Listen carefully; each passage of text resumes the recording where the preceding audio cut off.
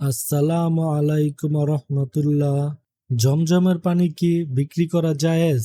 পানি যতক্ষণ তার উৎস বা প্রবাহে থাকে ততক্ষণ তা বিক্রি করা জায়েজ নয়। অর্থাৎ জমজমের পানি যতক্ষণ কুয়োর ভিতরে থাকবে ততক্ষণ তা বিক্রি করা যাবে না, কিন্তু যখন কেউ কোনো পাত্রে পানি সংগ্রহ করে নেয় তখন তা বিক্রি করা জায়েজ। এই বিষয়ে উলামায়ে কেরামের মধ্যে কোনো মতপার্থক্য নেই।